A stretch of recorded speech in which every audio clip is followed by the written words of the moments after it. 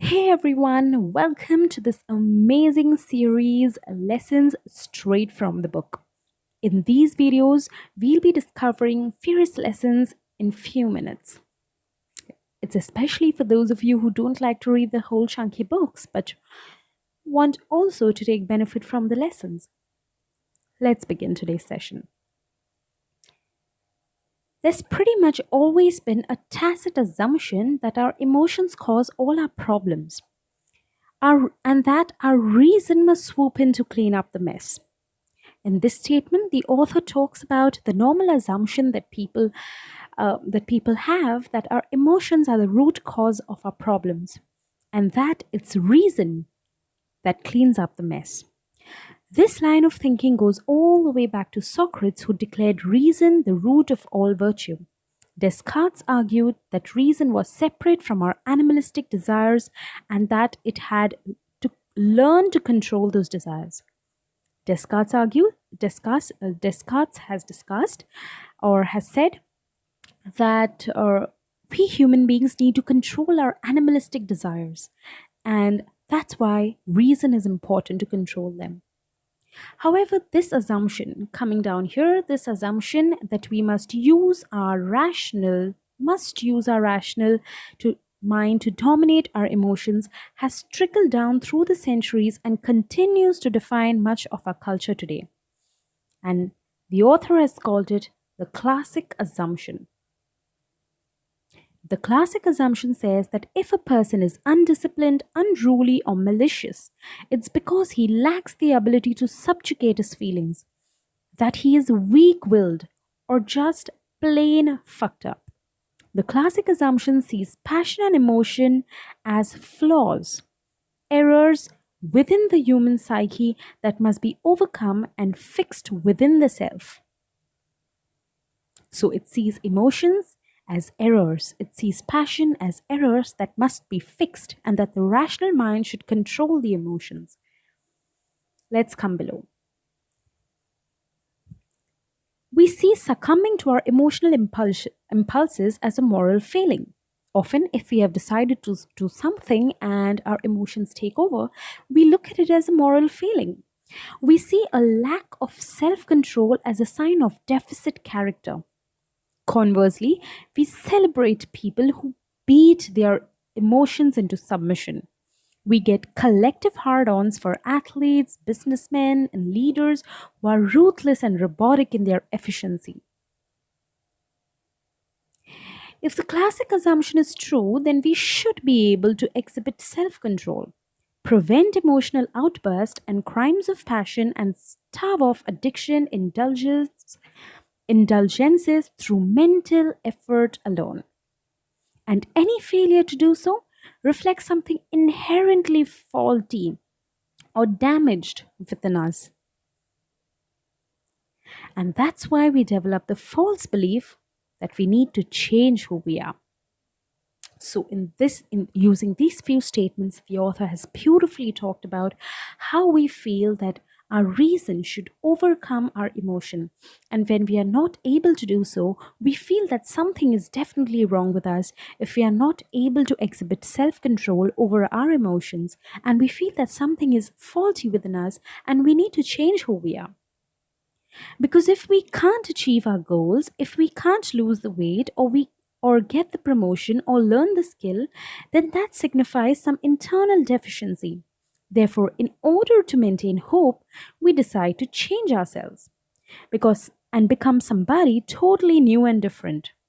This desire to change ourselves refills us with hope. The old me couldn't shake that terrible smoking habit, but the new me will. And we're off to races again. The constant desire to change yourself then becomes its own sort of addiction. Each cycle of changing yourself results in similar failures of self control. And this was exactly the title of my video: Cycles of Failing Self Control. Therefore, making you feel as though you need to change yourself all over again. Each cycle refuels you with the hope you're looking for. But the classic assumption is wrong. Good news. Yes, we require more than willpower to achieve self control. And what is that? It turns out that our emotions are instrumental in our decision making and our actions. We just don't always realize it. Of course.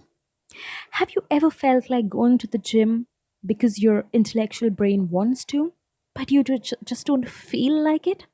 Yes, it's your emotions that direct your actions. Hence, we have two brains, the thinking brain and the feeling brain. Let's find out. You have two brains. They are really bad at talking to each other.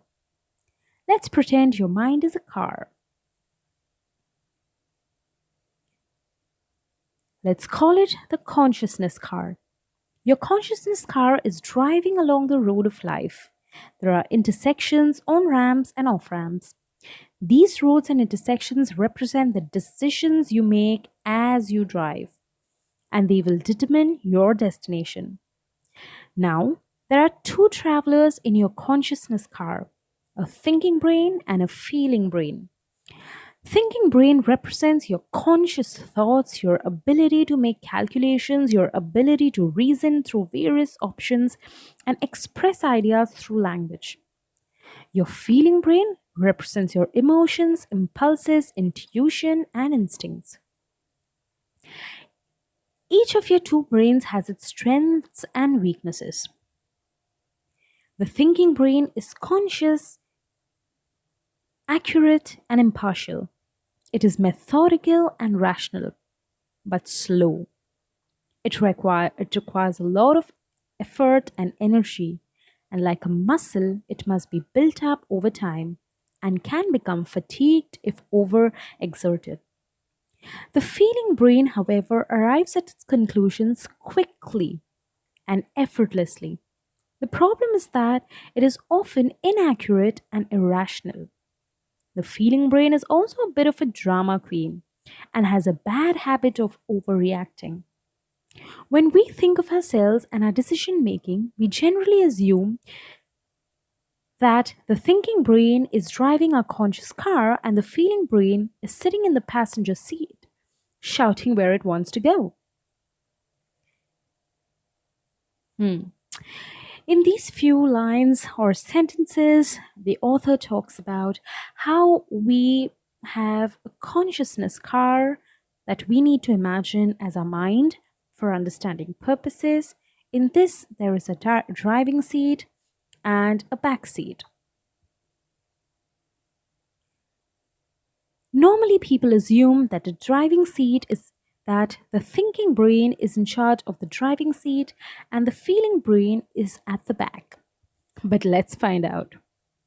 This is the classic assumption, the belief that our reason is ultimately in control of our life and that we must train our emotions to sit the fuck down and shut up while the adult is driving.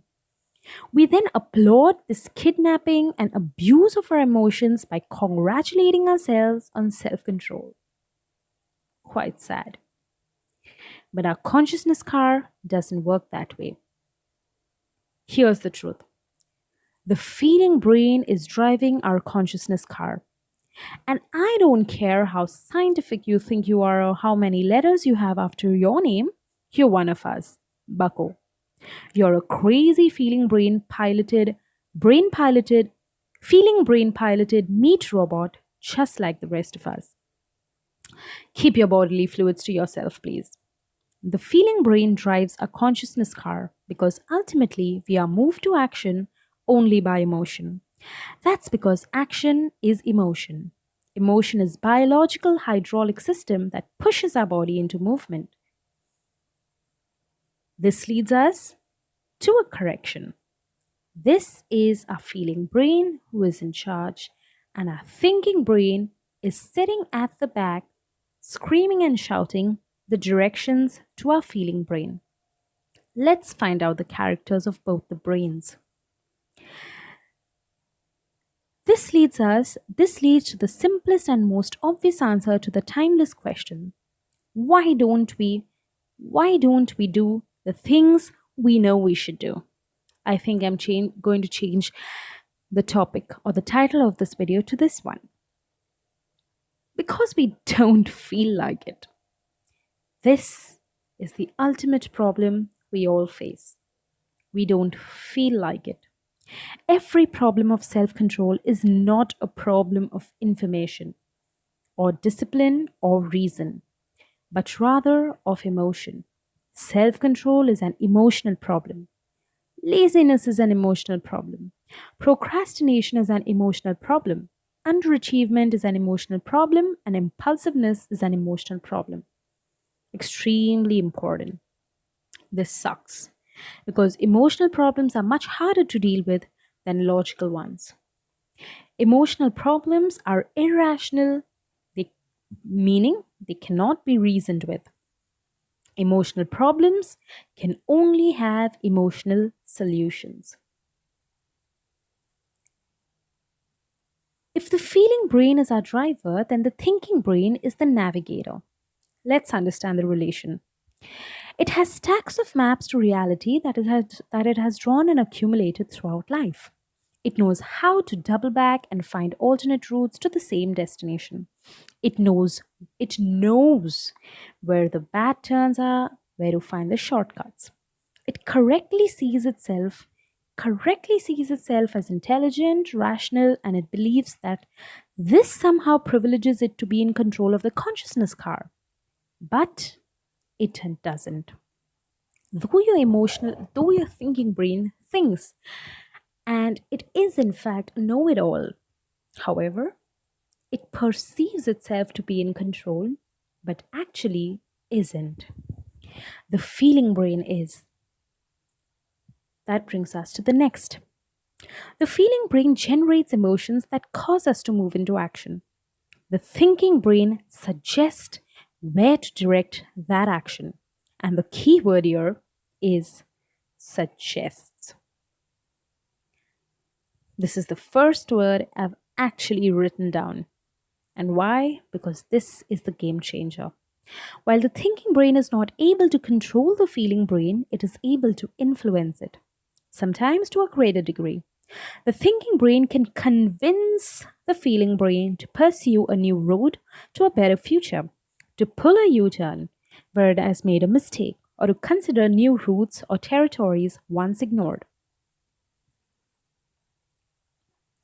But the feeling brain is stubborn, and if it wants to go in one direction, it will drive that way.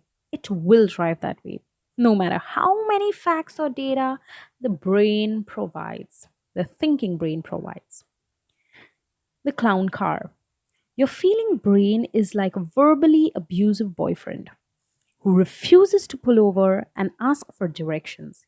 He hates being told where to go, and he will absolutely make you fucking miserable if you question his driving.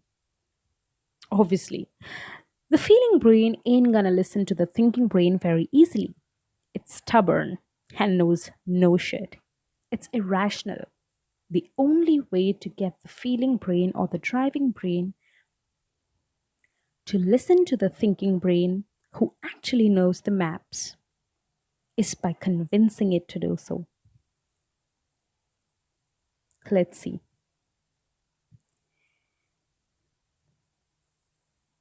In order to avoid these psychological curfews and to maintain a sense of hope, the thinking brain develops a tendency to draw maps explaining or justifying where the feeling brain has already decided it wants to go. This is like a normal situation where you are with a friend, or take, for example, this reckless boyfriend we are talking about who's verbally abusive. Consider you know the right direction, but he ain't listening to you. Finally, you give it up to his terms and let him see the consequences. So you just go with the flow. And that's exactly what the thinking brain does. When it realizes that the feeling brain is no longer listening to it, in order to maintain some sense of hope, it develops a tendency to justify what the feeling brain already decides it wants to do. If the feeling brain wants ice cream, instead of contradicting it with facts about processed sugar and excess calories, your thinking brain decides, you know what? I worked hard today. I deserve some ice cream. And your feeling brain now responds with a sense of ease and satisfaction. Yes, your feeling brain has got what it wants, and your thinking brain had to ultimately or eventually has developed a tendency to live by it or justify it. In this way, the two brains develop an unhealthy relationship. It's incredibly easy to let your thinking brain fall into the trap of drawing the maps that the feeling brain wants to follow. Yes, indeed. This is an easy process. Your thinking brain easily gets into the trap of the feeling brain and starts drawing maps exactly that the feeling brain wants it to draw. And this is called the self serving bias. Let's move on. The classic assumption is that the only way to be a good person is through dominance of the thinking brain over the feeling brain, the championing of reason over emotion and duty over desire. The overindulgence of emotion leads to a crisis of hope, but so does the repression of emotion. Of course, here the author talks about none of either brain can be suppressed or totally given into. Neither your thinking brain can completely be in charge, nor your feeling brain. Why so? The person who denies his thinking brain becomes impulsive and selfish because his feeling brain is in control. Therefore, it is very important and the opposite. A person whose thinking brain is completely in control can be completely alien to the feelings of others. Let's check what's the solution. Speaking to both brains, integrating our brains into cooperative, coordinated, unified whole. Because if self control is an illusion of the thinking brain's overblown self regard, then self acceptance that will save us. The author has beautifully sentenced this. It means currently our thinking brain thinks that it's in charge because it knows everything, and rightly so.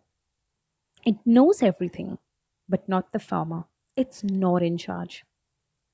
The brain has this overblown self regard that it's in control. But self control or control being in the hands of the thinking brain is rather an illusion. So the solution is self acceptance. Your thinking brain needs to accept that it's not in control and it needs to convince or bargain with the feeling brain to listen to its directions. And that's the only thing that will save us. Accepting our emotions and working with them rather than against them. But to develop that self acceptance, we have to do some work with the thinking brain. Let's see. Basically, you need to bargain with your feeling brain. Maybe you agree to do something with the maybe you agree to do something the feeling brain likes, as long as it does something that it doesn't like. For example, watch your favorite TV show, but only at the gym while you're on the treadmill. Go out with friends, but only if you've paid your bills for the month. This kind of bargaining is the solution. You need to start easy because the feeling brain is highly sensitive and completely unreasonable.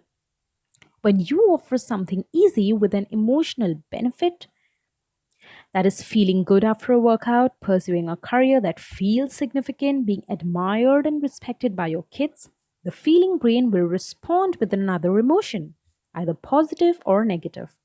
If the emotion is positive, the feeling brain will be willing to drive a little bit in that direction, but only a little bit. Remember, feelings never last. That's why you start small. Just put on your gym shoes today, feeling brain. That's all. Let's just see what happens. If the feeling brain's response is negative, you simply acknowledge that negative emotion and offer another compromise and see how the feeling brain responds. Then rinse and repeat. But whatever you do not fight the feeling brain. That just makes things worse. For one, you won't ever win. The feeling brain is always driving. Second, fighting with the feeling brain about feeling bad will only cause the feeling brain to feel even worse. So, why would you do that? You were supposed to be the smart one, thinking brain. In this manner, you need to talk it out between your thinking brain and your feeling brain. Dialogue with your feeling brain will continue back and forth like this, on and off for days, weeks, or maybe even months. Hell, years. This dialogue between the brain takes practice. For some, the practice will be recognizing what emotion the feeling brain is putting out there. Some people's thinking brains have ignored their feeling brains for so long that it takes them a while to learn how to listen again. Others will have the opposite problem. They will have to train their thinking brain to speak up, force it to propose an independent thought, a new direction that's separate from the feeling brain's feelings. They will have to ask themselves, what if my feeling brain is wrong to feel this way? And then consider the alternatives. Remember, if your thinking brain has developed a long time tendency to give into your feeling brain, you have to be able to again try and make it think independently. This will be difficult at first, but the more the dialogue occurs, the more the two brains will begin to listen to each other. The feeling brain will start giving off different emotions, and thinking brain will have a better understanding of how to help the feeling brain navigate the road of life. Referred to in psychology as emotional regulation. Because if you don't get control your feelings, don't get to control of your feelings, thinking brain, because you don't get to control your feelings, thinking brain. Over here, the author talks and tells thinking brain that the thinking brain, it tells the thinking, or the author tells the thinking brain, and you need to do so too. Thinking brain, you're never going to get control over your feelings. Self control is an illusion. It's an illusion that occurs when both brains are aligned and pursuing the same course of action. It's an illusion designed to give people hope. And when the thinking brain isn't aligned with the feeling brain, people feel powerless, and the world around them begins to feel hopeless. The only way you can nail that illusion is by consistently communicating and aligning the brains around the same values. It's a skill. So, generally, your thinking brain and feeling brain generally don't align. However, you need to put that effort to bargain with to make a bargain with your feeling brain in order to get them aligned. Thinking brain, you may not have self control, but you do have meaning control. And this is your superpower. This is your gift. You get to control the meaning of your impulses and feelings. You get to decipher them however you see fit. You get to draw the map. And this is incredibly powerful because it's the meaning that we ascribe to our feelings that can often alter how the feeling brain reacts. So, no, it's not a big deal if your thinking brain cannot control your feelings, but it can definitely control the meaning of those feelings.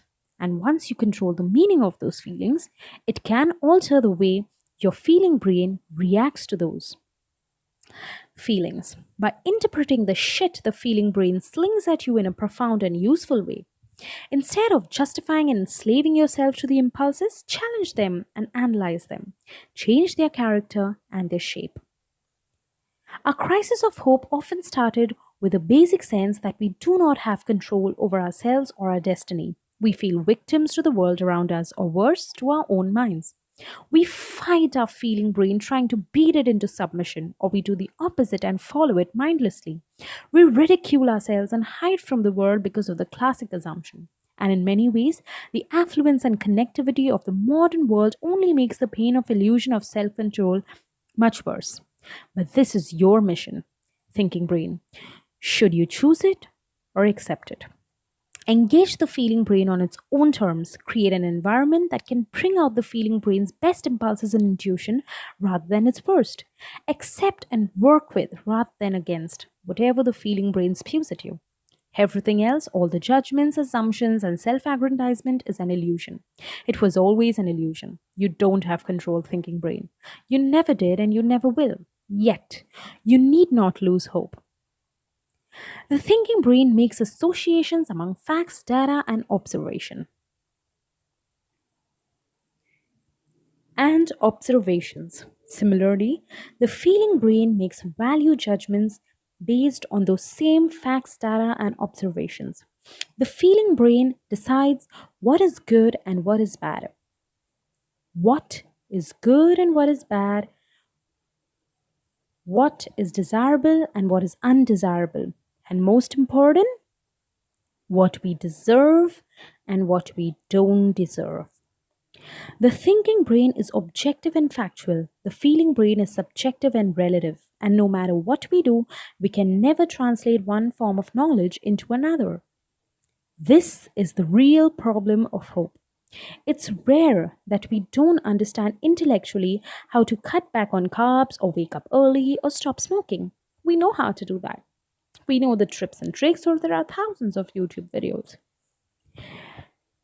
It's that somewhere inside our feeling brain, we have decided that we don't deserve to do those things, that we are unworthy of doing them. And that's why we feel so bad about them. This feeling of unworthiness is usually the result of some bad shit that happened to us at some point. We suffer through some terrible stuff, and our feeling brain decides that we deserve those bad experiences. Therefore, it sets out, despite the thinking brain's knowledge, to repeat and re experience that suffering. This is the fundamental problem of self control. This is the fundamental problem of hope. Not an uneducated thinking brain, but an uneducated feeling brain.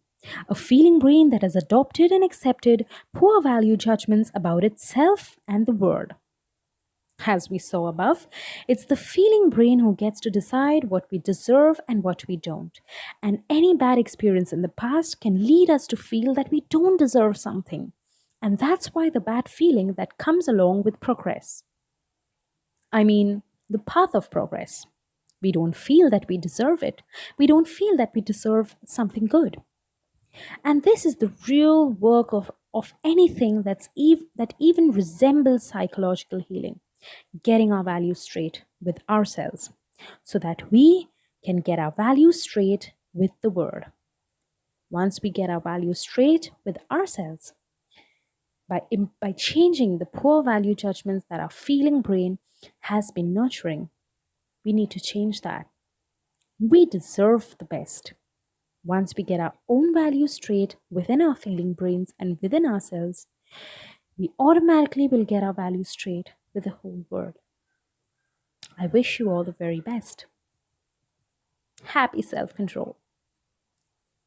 Again, it's an illusion.